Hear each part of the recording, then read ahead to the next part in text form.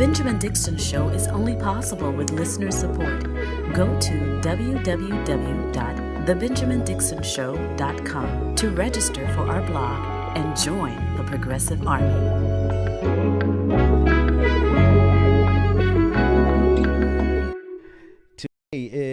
I don't even know what today is, folks. I'm tired. It's been a long day. It's been a long, hang on, let me adjust this a little bit there. Welcome to the stream. I don't know how formal I'm going to be tonight. Your boy's tired. I'm going to read comments and questions. Hey to everybody in the chat room. I see you all. The future is progressive. Love it. Trap Squad is in the house. Oh, yeah. We're just trying to do it right. Jeff, thanks for always coming to support. Had a great time on Jeff Waldorf's show today. Be sure to go check that out. What's good with you, Durable AC? He told me how to say it one time, and I already forgot. So anyway, I hope you guys enjoyed the video I just put out. Make sure that you go check it out. It's how Donald Trump plans on stealing democracy. And I want to talk about that. Hang on, let me put something on my light. My light is a little bright. I want to put a little tint on it. Sorry about that noise. That's better. What's going on? Andy from Ohio. Hey to everybody. Be sure to share, like, and subscribe. Ben, why hast thou forsaken us? The reason I am so late tonight is for one reason. It took a lot. I always reference Toni Morrison's quote because when I first heard it, I didn't hear it until about 3 or 4 months ago, if that. When I first heard this quote, this particular quote by Toni Morrison, that the purpose of racism is to occupy your time, to slow you down, to waste your time, right? When I first heard that quote, it hit me because, to unpack some of these lies from conservatism, from white supremacy, from, gaslighters in the Democratic Party, it really takes time to unpack lies. And I generally try to use an equation that helps me bypass the actual amount of time it takes to unpack what's going on. Because if we actually sat down as journalists, podcasters, commentators, writers, and whatever, if we actually sat down and debunked every single lie that goes across in this country or every single, agenda, it would take forever. It takes so much time to debunk these lies.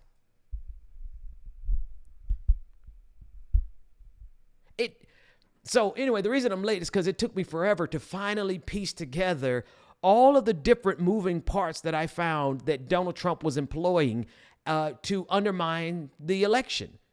He has multiple strategies that are happening at one time. And to be honest with you, I think I got them all.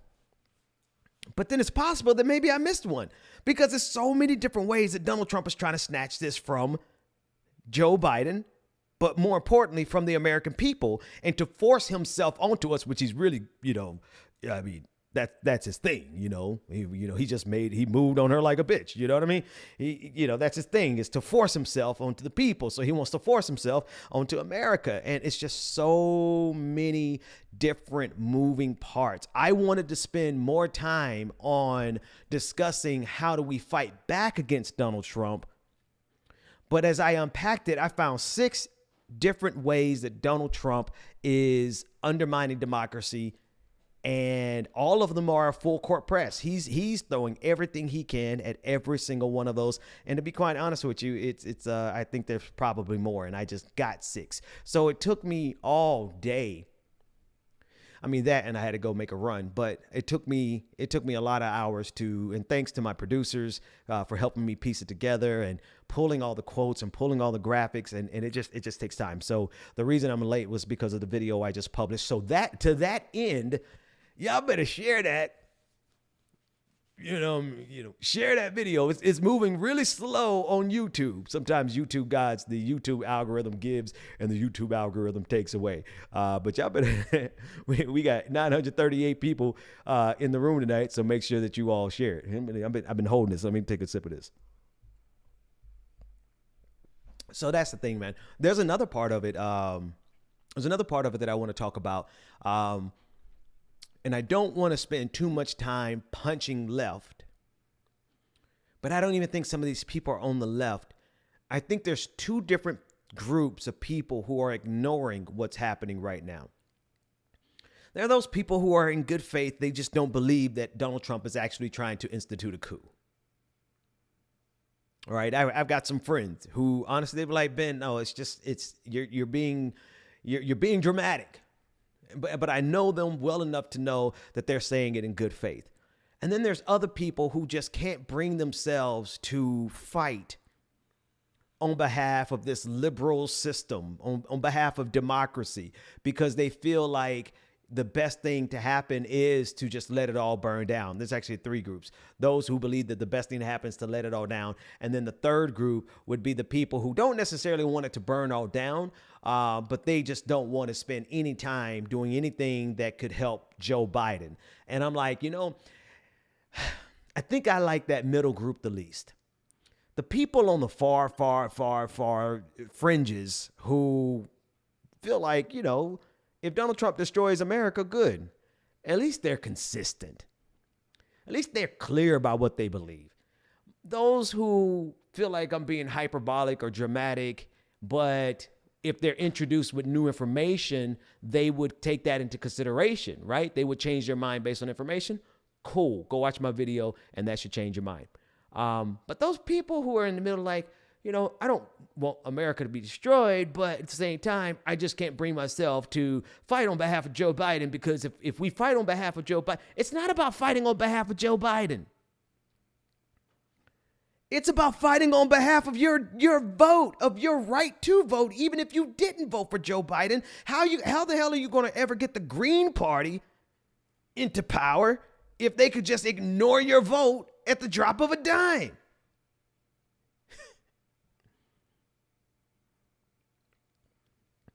So that middle group there's a couple things that are going on. So let me scroll up. I want to read some of your comments. I don't intend on streaming too long because I got to get, I'm reading Twitch chat. What did I miss in Twitch chat? Let me scroll back up. Did I miss something? I'm reading Strictly Rockers. I'm reading. Did we get raided already from Dragon Squad? Is that what's going on? The Georgia hand count will be theft. That's from James Castro on YouTube. Yes. Thank you, Brendan McKeever. Now, to be sure, folks, I don't normally read all the comments until the end, just to make sure everybody knows where we are. But if I can come across something that is dope, Carly Kiss Michelle says there are so many lies, and that's the thing. There are just so many lies. And in this case, it's not so much, in this case, it's not so much the lies. There are lies, right? In this case, it is absolutely just, Donald Trump is doing everything he possibly can do to prevent democracy. And I'm just stunned by the fact that some people think that this is a game. Let's go through some of those things.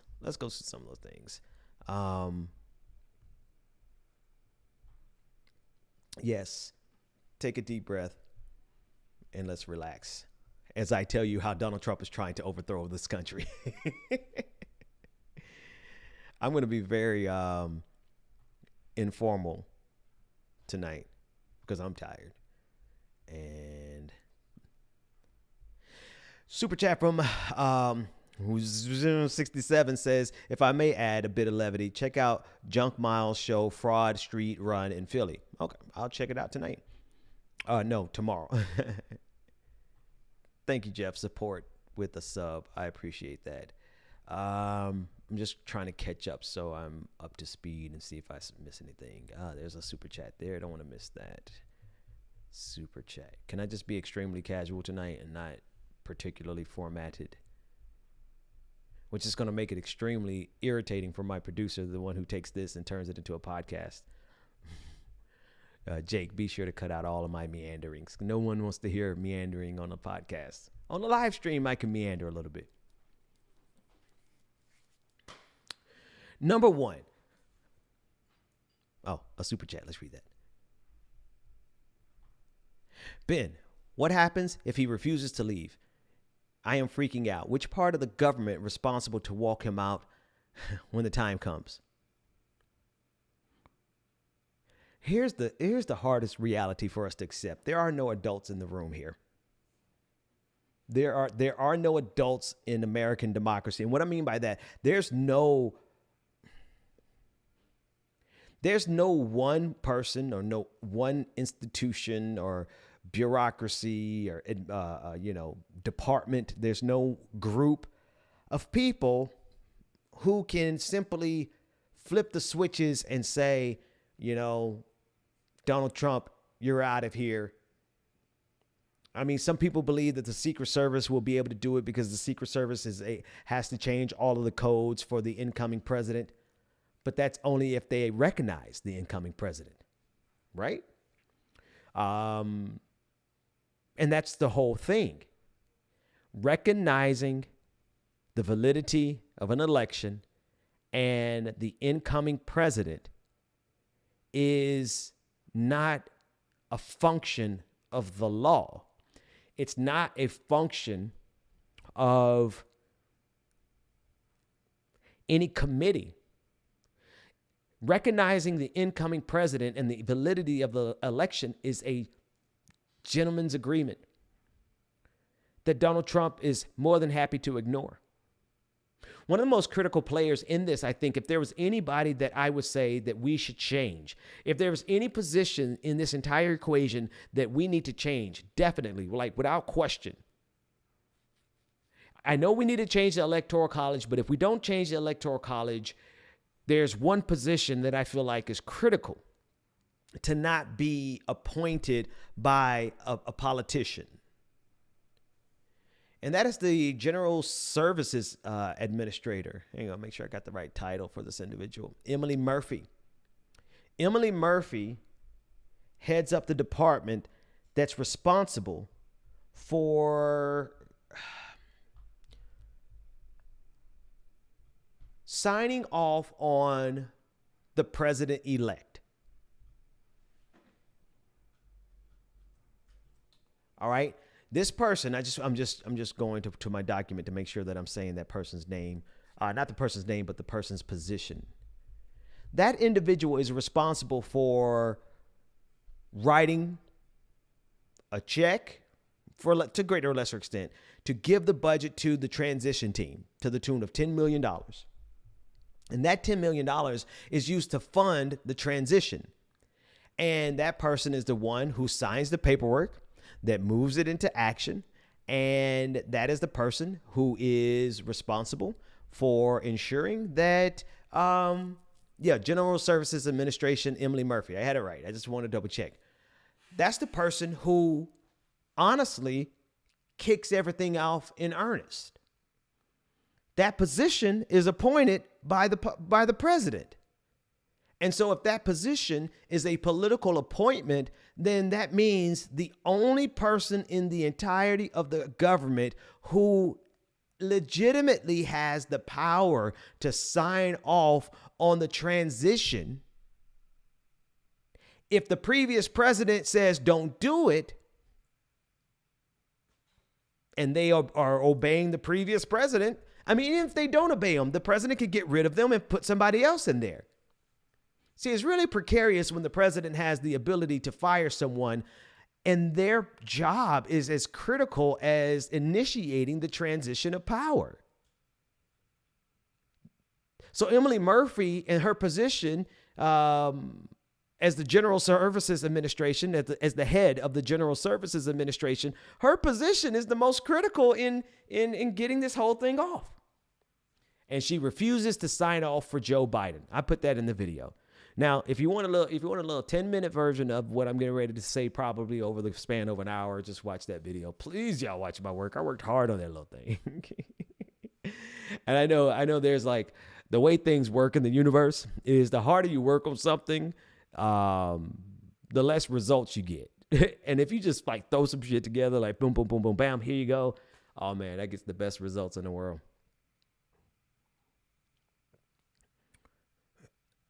Okay, that was strong. Oh my God. That was strong. I ain't even gonna lie. So the one position that has to change going forward, there's a lot that has to be reformed, but it seems to me to be extremely ridiculous, utterly absurd. Like, who thought of this system where the person who actually signs off on the paperwork that releases the money to initiate the transition of power between two administrations that could have had a huge, ugly, dirty battle is appointed by the previous administration? That makes no sense. I just read somebody said my audio is a little quiet. Man, I got this thing cranked up so loud I can hear the whispers in the room, but I'll crank it up a little bit more.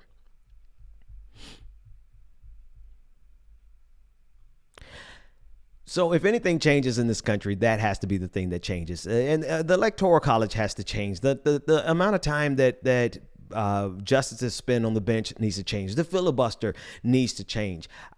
Term limits in Congress, there are just some things that need to change. I mean, the fact that we could be saddled with an executive, the president, during a pandemic, and they are as feckless as Donald Trump is. We have lost 247,000 Americans. And we could have been stuck with Donald Trump for 4 years if the pandemic had come around 2017. The fact that we don't have any means other than an impeachment process, which is hyper political and intentionally difficult so that we aren't impeaching presidents left and right, that's the only tool we have to remove a president. That's got to change. We need a parliamentarian system where we have the ability to have votes of no confidence and to have snap elections to get rid of the current government that is presiding over the deaths of 247,000 Americans in the span of 8 months. That's got to change. But if none of that changes, the thing that we're facing that is the most ridiculous is that the person who is responsible for initiating the transition of power is a political appointee of the previous administration. And what if you got an asshole like Donald Trump? What if you got a jerk like Donald Trump in the administration who's willing to burn it all down? Well, then you get exactly what we have now, which is there's no adults in the room. There are no adults in the room. There's nobody here who's going to say, unless, here's the thing, and I think this is what Joe Biden team is calculating for. They're saying we know, and honestly, in this case, in this specific case, you're never going to hear me say something like this. Any other time, this is the only time you're going to get me to say something like this. It's good that it's Joe Biden and his team because they've been here and they've done that. And so even if they're not given the funds, they can find the funds. Anybody could find the funds. Like $10 million is a lot, but in terms of fundraising, it's not a lot. They could find the funds. But if they're not given any assistance from the previous administration, they're not given office space. Another role of the General Services Administration, their job is to not only release $10 million in funds, but it's also to make sure that they have office space in every department and that they have time allocated to meet with senior officials. Donald Trump is denying all that. Well, the good thing is that Joe Biden has gone through this process before as vice president, and his team has gone through this process before. And so even if Donald Trump refuses that, well, one, they can come up with their own money. And then two, they already know what to do.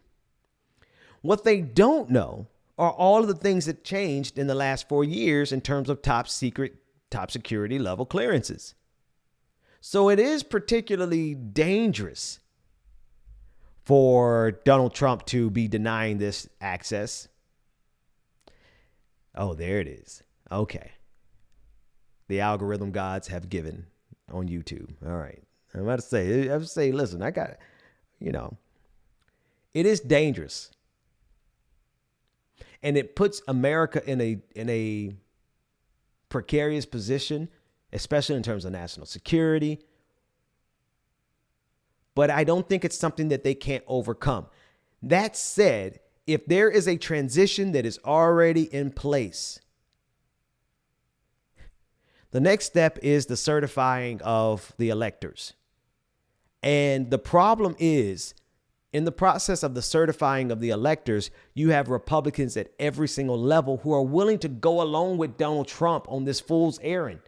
And I call it a fool's errand not because it won't necessarily work. I call it a fool's errand because if it works, it's going to destroy this country.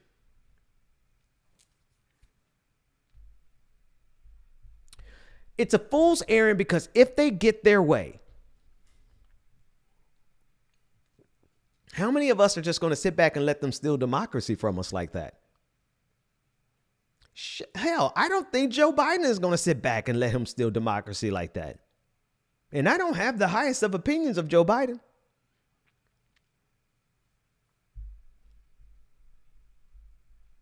So anyway, I'm not going to stay long tonight because we got started so late. I think I'll stay to midnight and then we'll call it a night.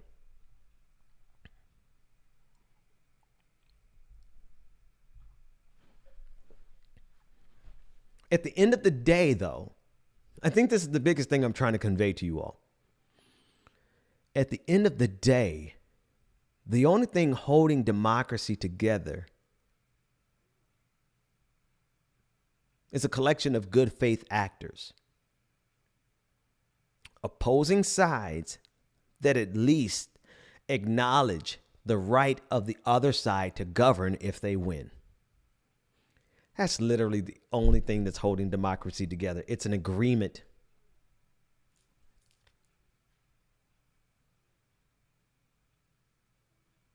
Oh, okay. I was hearing something in my microphone. It's an agreement. Man, I'm going to make this so difficult for Jake. Y'all give Jake some love in the chat room because I'm asking him to cut out all the meanderings and make the night stream a podcast. So glasses up, acorns up, thumbs up, 3 squirrels for Jake.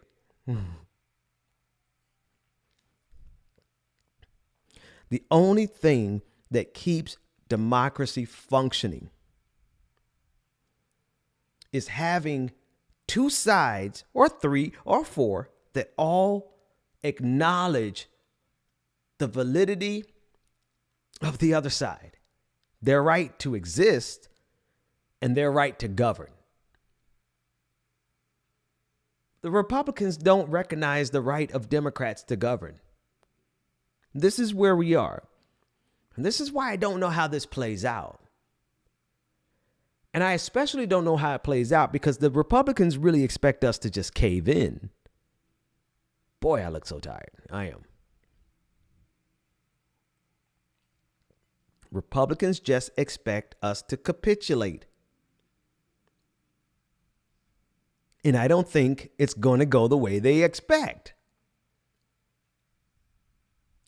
They expect to be able to ignore our votes enough for them to maintain power.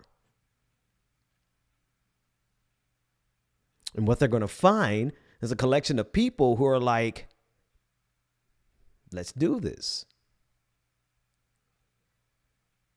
Democracy depends, because think of it this way. Democracy, by definition, has to depend on mutual respect for the other's right to govern. There can't be any overarching authority that forces us to play well together. Because then you no longer have a democracy. There's an authoritarian figure that's overarching this democracy. It becomes kabuki theater. It becomes a game. Because at the end of the day, if one of those 2 groups breaks the law, breaks that particular law, then Somebody has to be able to. Well, what if it's the president that breaks the law and the Senate is not willing to hold the president accountable, right? There's a way to break every system is what I'm saying. And Donald Trump has found the exact way necessary to break this system.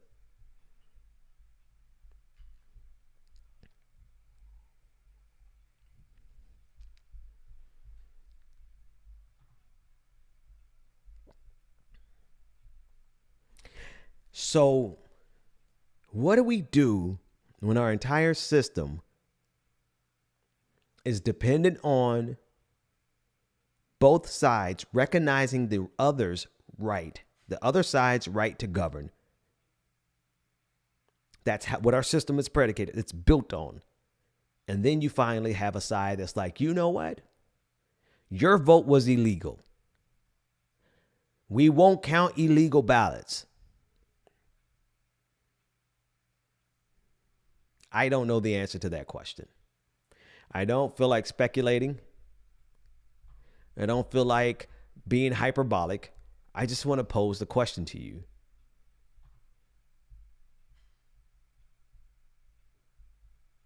What do we do? What do we do when we have a person in power? And let's say, peradventure, let's say we make it past this moment. What do we do when the next person? See, without a collection of good faith actors, man, you could destroy anything.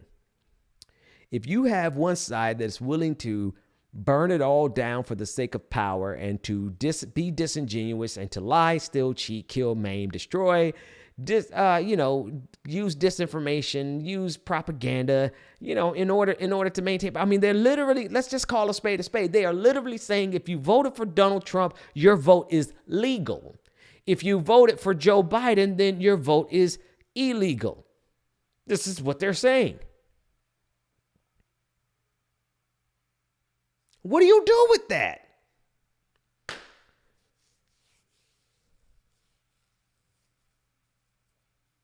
Yeah, well, number one, you got to let them know, fine, if that's how you want to play it, let's play it like that. I don't know how it's going to end. I would prefer to go in the backyard and jump on the trampoline with my kids. But if you want to steal my right to vote, then I will not recognize your right to govern. And however that falls, however that cookie crumbles, so be it. Because if we don't have that disposition towards this type of rebellion from Republicans, then they will cavalierly trample over our rights going forward in perpetuity. We will no longer have a democracy. Now, here's something. Can I ask? I'm going to just say here's the thing, though. Maybe perhaps some of you are comfortable with the idea. No, strike that. Let me start over. Perhaps some of you are so repulsed by the idea that this particular confrontation that we're having has all of the hallmarks of a prelude to civil war. And you reject that idea so much that you're willing to accept what Republicans do. Now, I am not going to sit here and play you and say, oh, you're weak. Oh, you suck. Oh, you're not no. Because if you play out in your mind what that actually looks like, it's not irrational to me for some people to be like, listen, it's not worth it. Let them have it. Let Republicans have it. They want it so bad. Let them effing have it. It's not worth us destroying everything that we have and losing like the modicum of stability. It's not worth like running gun battles in the middle of the streets and living underneath, broken down, dilapidated buildings because tanks roll down our streets and having to, escape to Canada or escape to Mexico. Ben, I hear you and I feel all that you're saying, but at the end of the day, man, I'm not trying to do that. So if Republicans want it, let them have it. Before you reply to what I'm saying, I want you to at least process it and really think about it.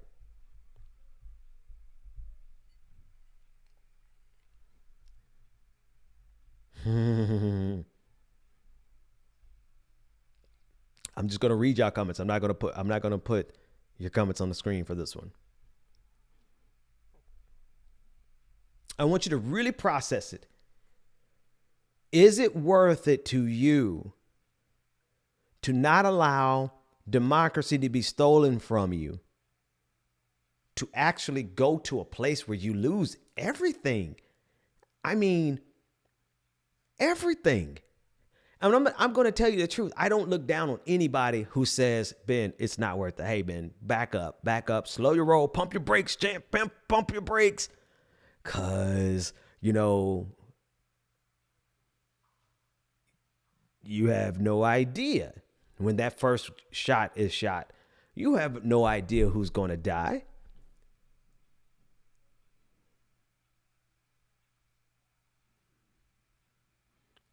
I ask myself the question. I ask myself that question all the time. And here's the thing. We're dealing with people who don't care about the answers to that question. They don't care about the question in the first place. All they care about is power. So how will democracy ever work? How will democracy ever work if the cheat code to democracy is to just not give a shit? And I'm asking actually far beyond just the implications of American empire. I'm asking far beyond that. Like, how does humanity survive if to the ruthless goes the spoils? To the ruthless goes the power. To the ruthless.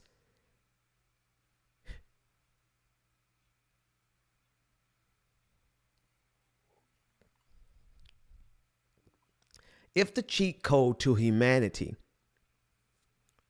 is as simple as being the most ruthless, how can humanity ever survive?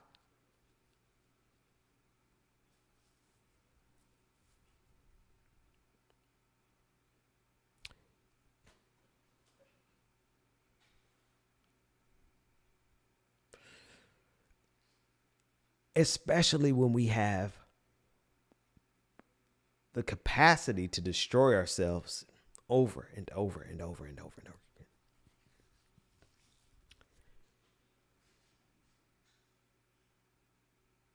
Maybe, and I'm going to say this as a maybe. Don't take what I'm saying. Don't take what I'm saying. I will put Nikki's comment up on there. She said, we got guns too. I'm gonna be honest with you. Like,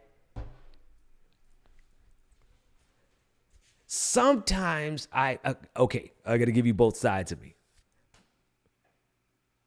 And I've given it to you before, but let me outline it real quickly so that you can have the context of what I'm getting ready to say. Like I have light, I have dark, I have good, I got evil. I've got my yin, I've got my yang, I've got my Disney dad, and I will burn this bitch to the ground. Now, the check and balance to my Disney, to my radical side is my Disney side that looks at all the stuff that would be destroyed if somebody in this equation, either Democrats or Republicans, don't blink. If neither side blinks, then we have found the right president who will lead us into a conflict that would destroy everything that we have. Everything. I'm not talking rhetorically. I'm talking about literally. Our streets laid to waste.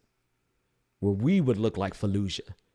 Where we will look like everything that we've done across the globe, particularly in the Middle East.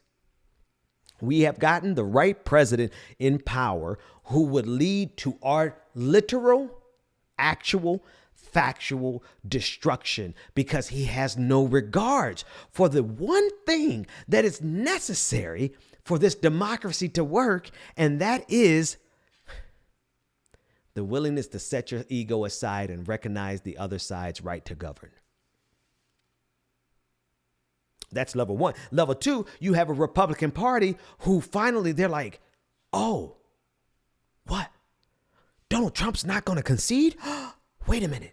If he doesn't concede and we back him, then we possibly, you mean we can finally get rid of this pesky democracy and turn this country into a theocracy? And so Republicans, instead of being guardians of democracy, they're going to be the destroyers of democracy, because in Donald Trump, they have found someone sociopathic enough to really believe. Because can I say this? You got to be an arrogant mother.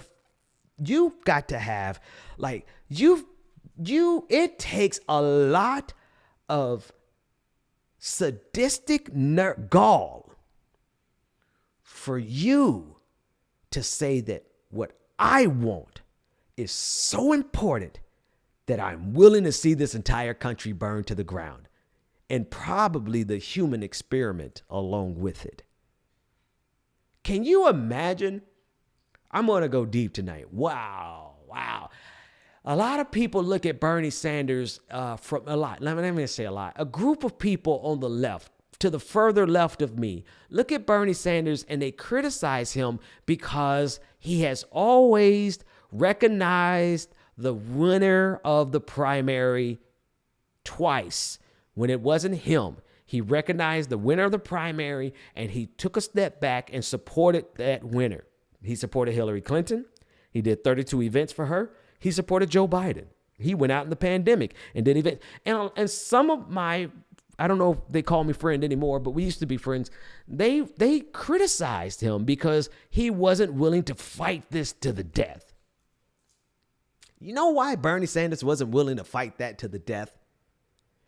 Because can you imagine being the person who is personally responsible for destroying the only opposition to Donald Trump, giving the future to fascism? Can you imagine being so convinced of your self-importance that you can't set your ego aside, you can't set your ambition aside, you can't set your philosophy aside, quite frankly, you can't set your ideology aside, you can't set your principles and your ideals to the side because it's just too important to you and you gotta prove your point. The bad news for you all is I'm that dude, because as much as I know it's wrong and I know it would be the destroyer of the world, the dark side of my Disney dad is, let's burn this motherfucker to the ground, right? Bernie Sanders is a good man because he refused, because he refused to be that person in world history who refused to stand down. And when nobody is willing to stand down, you are going to have a conflict. Donald Trump has demonstrated that he will not stand down. And if Republicans around him are not willing to demand that he stands down, then you have a unified block of people who refuse to stand down. Now I'm going to ask you, considering what's at stake, are we going to stand down?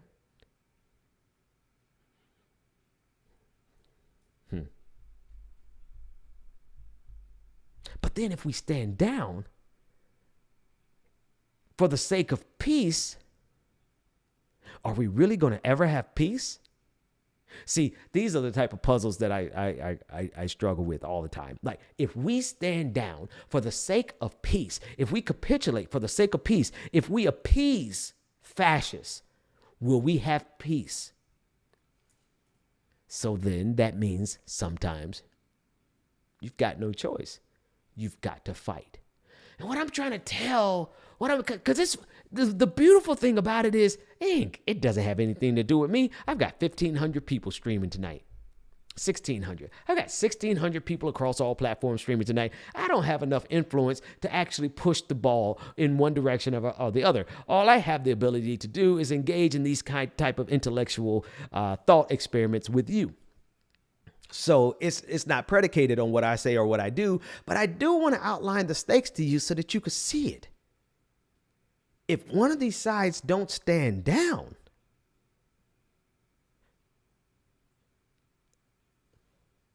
girl, go get in the bed. You want to go to your mommy's bed? Hurry up, go.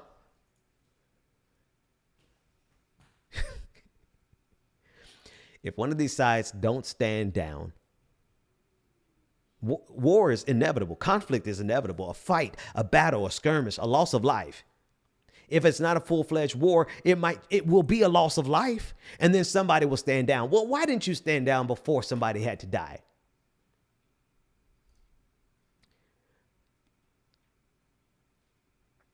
But should it be the people who are fighting in good faith who always stand down? Should it be the people who are, because if it's always those of us who are on the side of truth and justice who stand down, how can the moral arc of the universe ever really bend towards justice?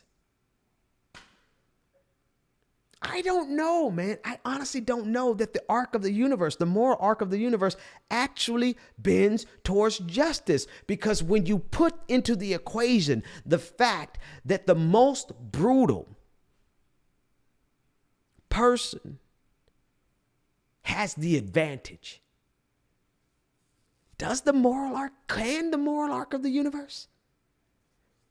The only way the moral arc of the universe bends towards justice is if the people of justice and the people of good faith and good consciousness and genuine interactions, if those of us refuse to capitulate and bow before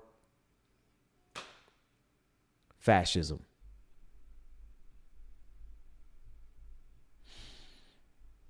But if we refuse to bow before it, that means we're going to have to fight. And if we're going to have to fight, then wow, that means this little piece that we have had and that we enjoy is at a moment gone. So all of that, I want to ask you the same question again. Is it even worth it? I mean, we can move to Canada. All of us can just get our shit together and we'll GoFundMe and get some, we'll get the hell out of here, man. It's a rhetorical question. I'm just curious. Let me scroll down and see what y'all saying.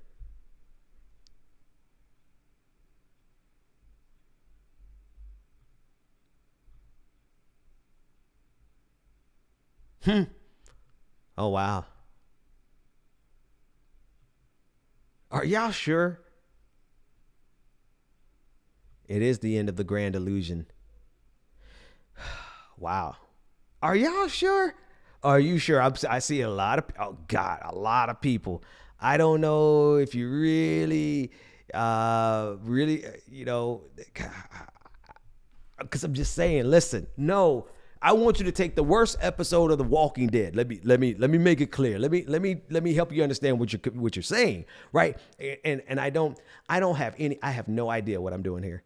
Honestly, I'm just be honest with you. I have no idea what I'm doing. I have no idea if I'm instigating, if I'm provoking, if I'm walking you back, if I'm helping you rationalize why, the frailty of democracy. I have no idea. I'm just running my mouth, and so be it. I just really need people to understand.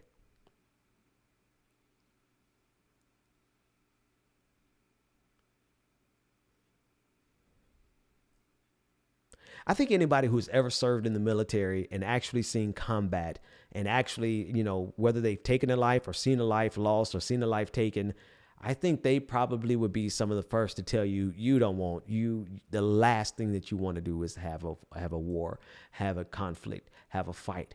But God damn it, what do we do when they push us in the corner? Like, at a certain point, watch how this works. Watch how the universe works. And then I'm going to go to bed because my eyes look like I haven't slept in 3 days, which I haven't. Not any meaningful sleep. Watch how the universe works. If I, as a father, refuse to first explore every peaceful means at our disposal to rectify our problems, then I'm not a good father. You know, I wouldn't be a good father if the first thing I do is jump out here and say, Viva la revolution. Off with their heads. I'd be a shitty father because I would be creating the environment for my children's misery vis-a-vis war. But similarly, if I as a father refuse to confront the challenges in front of me head on, and when my back is against the wall, I choose to run away instead of confronting it head on, thereby giving power to the people who would make my children's life miserable anyway, then I'm not a good father. Or do we all just log off, go get a bowl of Captain Crunch, smoke some weed, drink some, and just enjoy the spoils of this imperialistic system? And maybe we're just thinking about it too much.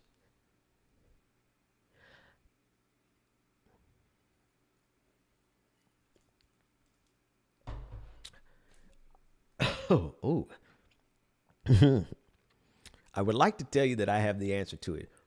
But the honest truth is the answer to those questions change for me depending on the day of the week that you catch me on. But I just really want you to think of those questions because that's what's underlying everybody who's online talking cash money shit. They may or may not have actually dealt with the real ramifications of what they're insinuating. And perhaps sometimes it's no good for us to do a whole lot of thinking. Sometimes we need to do some acting, some action. Because sometimes to the thoughtless goes the spoils. Sometimes to the people who don't give a damn about anything that's going on, they're not thinking about anything, right? Those of us who are sitting around thinking about stuff, we sit around and we got first. We sit around thinking instead of being ready to act. And so now I'm overthinking my thinking about the implications of what we're thinking. Really know of what they're thinking. Because I sit around and I wonder, what the hell are these people thinking? Because if they continue down the road that they're on, they don't have any guarantee of winning.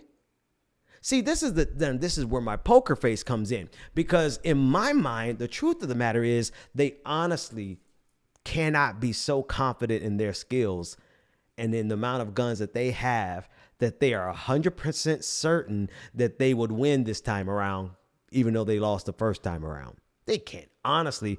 So to a certain extent, it's a game of brinksmanship. See, I think I'm not 100% sure, but I'm about 95% sure that my position in this is brinksmanship. It's a game of chicken. We are going to drive at each other at 90 miles per hour because that's what they're doing. And if that's what they're doing, I can't turn around and run away because they're going to continue to drive at me. So we're at a game of chicken and we're driving at each other as fast as our cars can go. My little Audi, I had a blue Audi. It went 120 miles an hour without shaking. It was good. Their car probably does the same. So we're driving at each other at 120 miles an hour. The question is who's going to blink first? And if they believe if they believe that you're going to blink first, then they're going to keep driving. If I believe that the Republicans are going to blink first, I'm going to keep driving. If we both believe that the other one is going to blink first, what's going to happen, folks? What's going to happen? The other option is to go to Jamaica, man.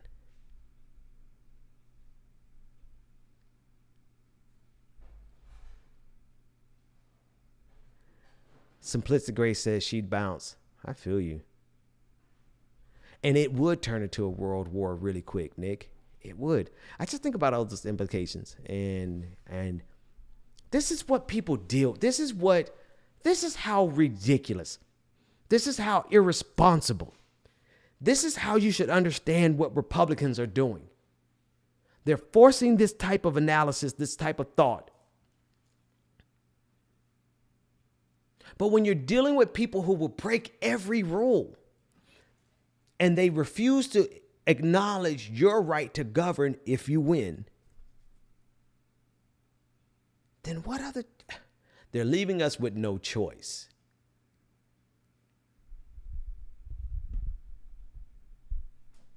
But I would say maybe there is a choice. Maybe the choice is, you know what? You guys want America so bad, you could have it.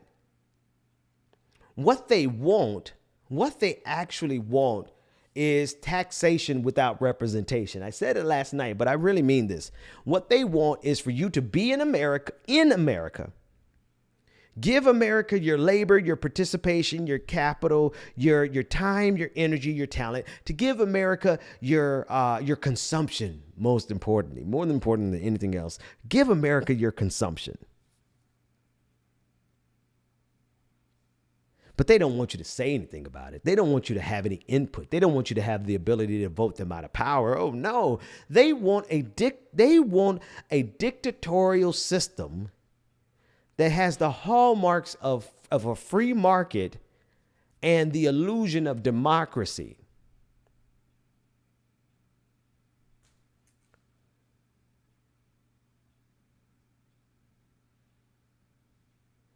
All right. I just want to ask y'all in the comment section, because I need a gut check every now and then. Am I tripping? Am I tripping?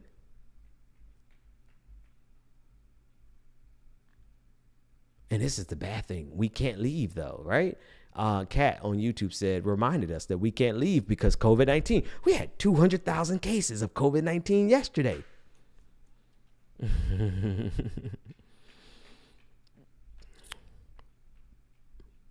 A dictatorial theocracy. Facts. That's what they want.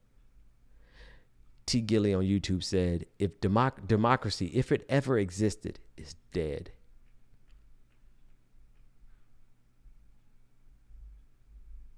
Appreciate it. Y'all saying, no, I'm not tripping. Sabrina says, yes, you're tripping. Yes, you're tripping. Nigga, I ain't ask you for real. I wasn't asking you, I know I'm not tripping, dumbass. Listen, don't ever mistake my ruminations for weakness, because I snap out of that shit in an instant. Man, I don't care who you are, where you are, whatever the case may be. Don't ever try me, because as much as I navel gaze, I will react. I'm not a reactionary, but I react quick. My reflexes have saved my life so I can't tell you how many times. I could probably tell you about 7 times in my life, my reflexes being razor sharp. I don't even know the right phrase. So I'm quick. I'm quick on the trigger, just so you know.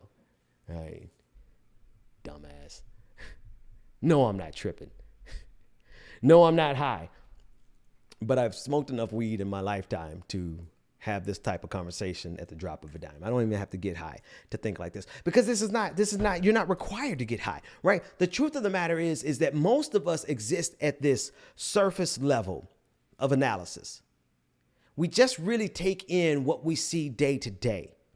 And it's not because we're not smart, not because we don't have the intellectual capacity. I believe that every single one of us has the intellectual capacity to grasp the eternal, as Abraham Lincoln said.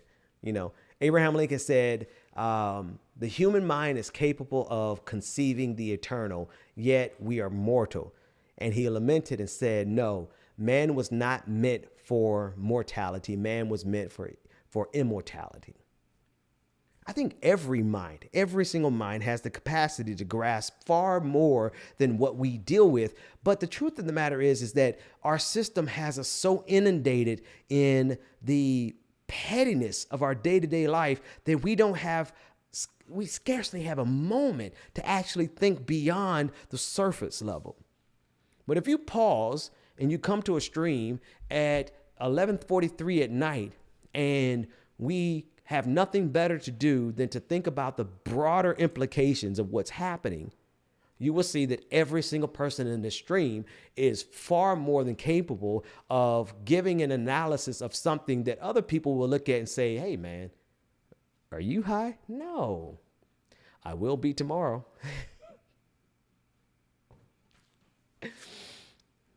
But tonight, I'm just chilling.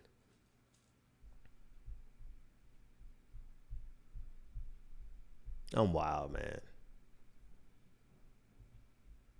Jeff said he's not high, but he's had some drinks. And capable of connecting. I like that. Jake, I know you like that one.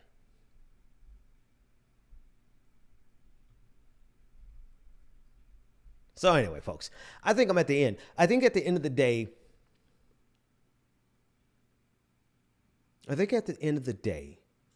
this is going to work itself out. I'm going to give you something positive, but it's not going to be positive for the reason that you think. At the end of the day, this current dilemma that we are in is going to work itself out, and it's going to work itself out because, well, it has to. It absolutely has to. Do you know why? Because humanity as a species is bigger than Donald fucking Trump. And I swear, we will not, hell, not even just humanity, America, the democratic experiment in America is bigger than Donald Trump. The democratic experiment in America is bigger than the sociopathy of conservatism. One way or another, we're going to survive this moment, even though it does have all the hallmarks of our destruction. We're going to survive. And the funny thing of it is, the way we survive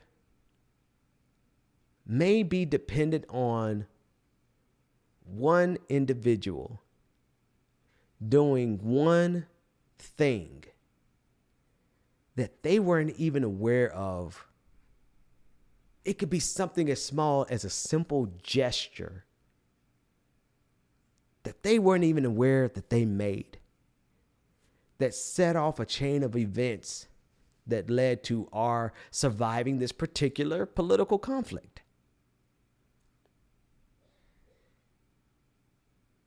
Now, that might be the most THC-induced comment that I've made for me not to be high. But seriously, you never know what can change the course of events, whether or not it is something big or something minuscule that no one would ever know about.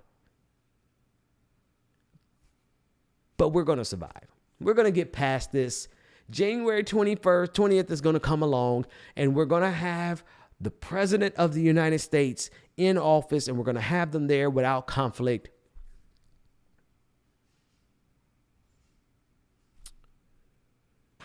And if we don't, well, at least we tried. And we'll see what happens there. Some people, whatever. You can game it all out, where you would go, what you would do, who would go where, who would go to what country, who would stay, who would fight. You could game all that out. But I think we should go underneath the impression that, one, we have full knowledge of all the possibilities. Be fully aware. That's what it means to be woke. Stay woke, right? Be fully aware of all of the possibilities of things that could happen, but then plan for the best, plan for the worst. Be emotionally ready for the best, be emotionally ready for the worst. And more importantly, this is going to be a really cheap way for me to end this stream, but I'm going to end the stream. If you guys want to do a raid, do it now, because I'm going to end the stream on this. This is a really cheap way for me to end. More importantly, to thine own self be true. Because F everything else. All this other stuff doesn't matter. I mean, what matters at the end of the day, whatever you choose to do, whatever you choose to believe, whatever you're saying to yourself, if you're quietly saying to yourself, and you're not going to say it in the comment section, that none of this is worth it, I would get the hell out of here, or just let the Republicans have it. Nate, I don't think that's dishonorable. I think what's honorable is being true to yourself. To not let me egg you on, to not let conservatives trigger you into doing something that you regret, but that in the moment of your decision, you are true to whatever is most important to you. That's what's most important. And I hope you all forgive me for not doing a whole bunch of super chats, but I got to call it a night, and I'll see you next time. Take care, everybody.